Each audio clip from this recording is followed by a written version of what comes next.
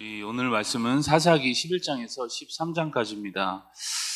사사기 11장은 이제 이스라엘의 8번째 이제 사사였던 입다에 관한 이야기입니다.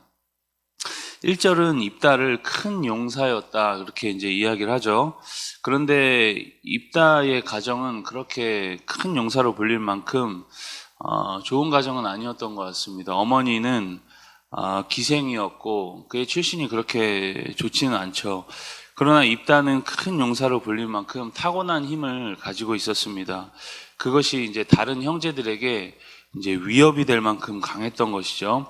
입다는 이 본처의 아들들에게서 쫓겨나게 됩니다. 이제 조선으로 말하게 되면 첩의 아들로 태어나서 온갖 이제 서름과 어려움을 당하는 그런 삶이었던 것 같습니다.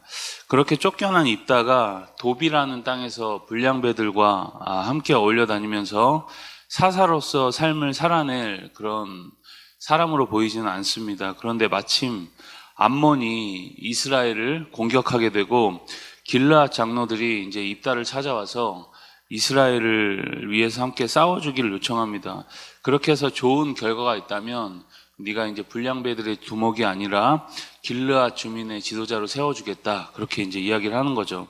형제들로부터 이제 고향에서 쫓겨난 입다에게는 나름 괜찮은 제안이었고, 입다가 그 제안을 받아들입니다.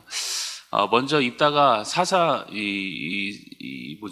그 외교적 수완을 발휘해서 사자를 그 암몬 땅에 보내 외교적으로 이제 먼저 해결을 해보려고 합니다. 12절부터 18절까지 길게 기록된 입다와 이 암몬 자손들의 말을 통해서 우리는 입다가 단순히 이제 힘만 센 무식한 사람이 아니었다라는 것을 알 수 있습니다. 외교에도 밝은 어떤 지략가적인 모습을 볼 수가 있는 거죠. 그런데 중요한 건 이 입다의 전쟁 이야기보다는 이제 그의 서원과 관련해서 그 서원의 결과가 어땠는지를 중요하게 다루고 있습니다. 입다는 전쟁 직전에 이 암몬 자손을 넘겨주면 돌아올 때 내 집 문에서 나를 영접하는 일을 첫 번째로 번제로 드리겠다 그렇게 하나님께 서원을 하게 됩니다. 그런데 자신의 딸이 나와서 자신을 맞이하게 되죠. 결국 그 서원대로 자신의 이제 외동딸을 번제로 바쳐야 되는 그런 지경에 이릅니다.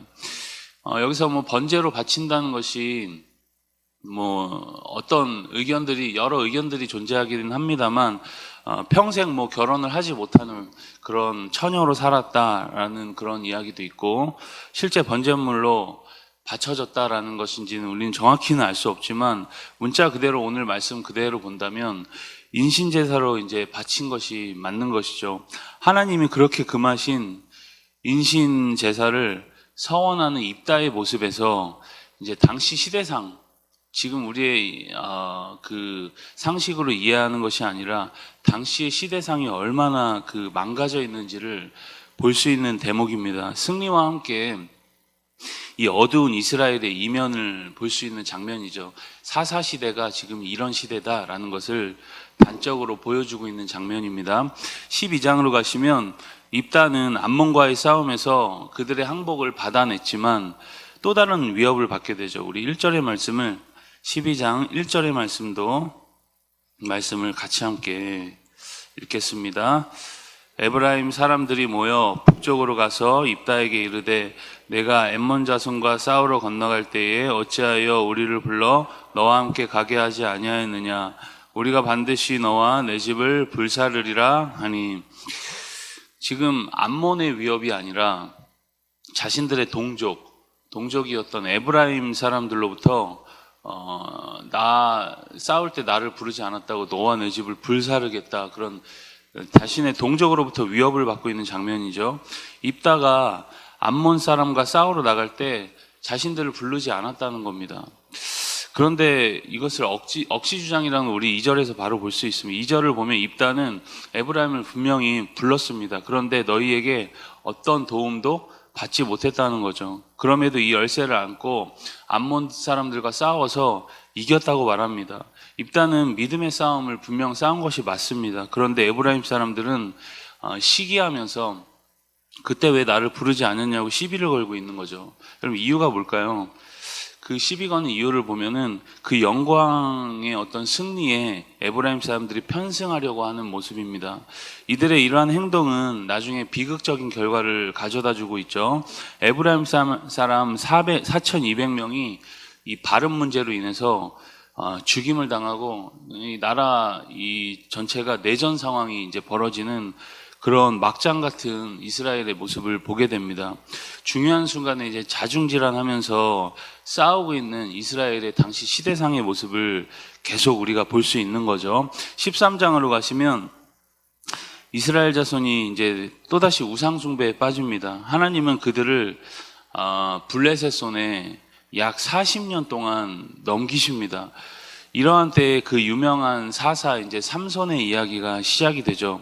그런데 특이한 점이 있습니다. 다른 사사들의 등장과는 달리 당시 이스라엘이 하나님을 향해 이제 고통하며 부르짖었다라는 내용이 삼손의 시대에는 없습니다. 이것이 의미하는 바가 뭘까요? 여러분, 예전에는 이스라엘이 그래도 자신들 스스로 하나님 앞에 부르짖을 만큼 상황이 안 좋을 땐 부르짖을 줄도 알고 그 스스로의 고통을 돌아볼 수 있는 여력이 있었지만 지금은 그런 일말의 모습도 이스라엘에 남아있지 않다는 겁니다. 완전히 그냥 이제 망가져 있는 거죠. 그만큼 이스라엘의 상태가 악화되어 있었다라고 이제 우리가 볼 수 있습니다. 블레셋이 자신들을 다스린다는 것에 대해서 이제 아무런 거부감이 없는 거죠. 그러나 하나님은 한 사람을 일으키셔서 이제 구원 역사를 시작하십니다. 그 사람이 바로 이제 삼손입니다. 이 암흑과 같은 시대 상황에도 하나님은 이 삼손과 같은 한 사람을 들어서 이스라엘을 구원하십니다.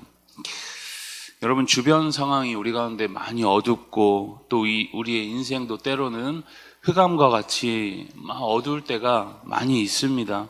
언제 끝날지도 모를 터널과 같은 일들이 우리 삶에 자주자주 찾아오죠. 그때 하나님은 우리를 여전히 돌아보고 계신다는 겁니다. 하나님이 생각나지도 않고 우리 가운데 부르짖을 여유도 없지만 하나님은 우리를 돌보신다는 거죠.